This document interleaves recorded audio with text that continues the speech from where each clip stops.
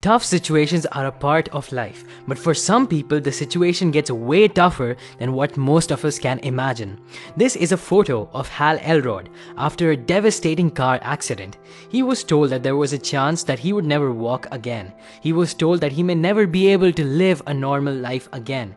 And yet, this guy goes on to become the best-selling author of The Miracle Morning, in which he talked about 6 morning habits that have changed countless lives around the world. But all of this happened after his accident. In fact, Hal Elrod says that all of his successes and the lessons he learned were because of this accident, so he calls this accident a blessing in disguise. Today we're talking about Hal Elrod's book, Taking Life Head On, which is basically a book that tells us how to overcome adversity even when there seems to be no hope. Hal shows us in this book how he overcame his injuries after the accident and how he became a better person through the whole experience. Hey guys, welcome back to InsightJunky, and let's just get started with the video. Before he got into the accident, Hal Elrod was actually a very high-performing salesman for a company called Cutco at the age of 19. He would go to people's houses and he would sell them knives. In fact, he was such a high performer when he joined the company that he broke almost all company records at the young age of 19. He was making more money than he thought was possible, and he was rising fast in his company. It seemed that he was on top of the world. Then one fateful day, while driving back home after dinner, a drunk driver slammed straight into his brand new car. Hal's life in 1 second was completely changed. Now in the accident, Hal's body was completely shattered.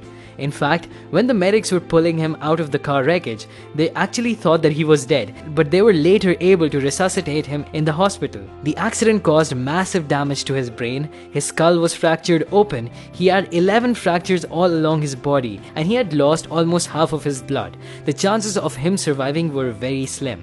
However, somehow Hal managed to survive. Even after he came out of the coma, he was told by doctors that it would be at least 6 months before he could attempt to walk again. But this did not stop Hal. And this is where I want you to pay attention, because here's what Hal did differently. In his situation, most people would start feeling like a victim. Most people would say that I am the unluckiest person in the world. Why did this only happen to me? But Hal chose to see the positive in the situation. One of his mentors at Cutco had told him that you're allowed to be negative, but only for 5 minutes. Now he used this formula during his recovery as well. He would never allow himself to be negative for more than 5 minutes. He would always focus on what he could do to improve his situation, instead of crying about how bad his situation was.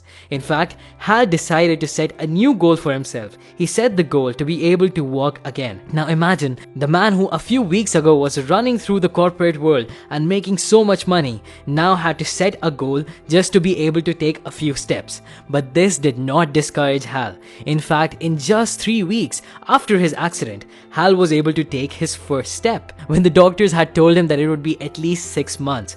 This was so unexpected that Hal's doctors were calling it a miracle, but Hal actually has a formula for creating miracles.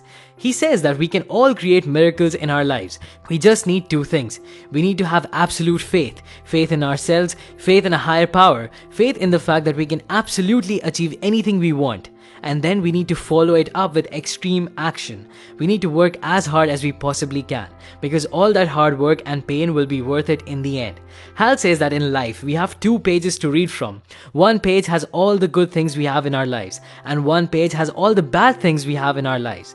Now both the pages are objectively true, but how we feel about our lives and how successful we will be will depend on which page we decide to read. The book talks about loving the life you have while creating the life you want. Now this was a very unique idea for me. A lot of us focus so much on creating the life we want that we forget to appreciate the life we already have. In order to be truly successful and happy, we have to appreciate the life we currently have while working towards the life we want in the future. So towards the end of the book, Hal gives us 8 steps to love the life we have while creating the life we want. I will quickly run through those right now. Love unconditionally. Love everything you have in your life right now, all the blessings and all the problems, because your life will always be your life, and if you don't love your life right now, you will never love it in the future. Number 2, expect the best, accept the rest. Keep your expectations positive. Accept good things to happen to you, but if they don't, accept them anyway and keep moving forward. Number 3. Have an attitude of gratitude. Always remind yourself of everything you have in your life to be grateful for. Number 4. Dream big. Most people talk themselves out of their big dreams because they believe that they are not enough to achieve them. But Hal says this, and I believe this as well, that you who is watching this video right now have the power to achieve your biggest dreams. If you're the kind of person who reads these kinds of books and watches these kinds of videos, there is something inside of you that's telling you to follow your dreams. Listen to that voice and trust yourself. Number 5. Take your first step. When Hal was recovering, the hardest thing for him to do was to take the first step because it was so painful. But once he did it, everything else got easier. Take your first step towards building your dream life. 6. Be accountable to your word. Today we are surrounded by people who say they're going to do something and then they don't do it. In this kind of a world, it is extremely powerful if you become the kind of person who says they are going to do something and then you actually do it. This sets you apart from 90% of the population who lie to others and to themselves. Number 7. Surround yourself with empowering people. The reason Hal was able to recover so quick was because he was surrounded with loving friends and family. They all kept him positive and energized. You are the average of the 5 people you surround yourself with, so choose wisely. And number 8, create consistent progress. Every day, take action towards your dreams, big or small. As long as you keep taking action and keep making moves, eventually you will achieve the life of your dreams. Now this was a really inspirational book and I highly recommend you get it, and also watch my summary of the 6 morning habits by Hal Elrod if you haven't already. That's all for now. If you liked the video, then please click the like button and subscribe if you haven't already. And also consider clicking the bell icon so you'll actually know whenever I upload a new video. That's all for now, and thanks for watching.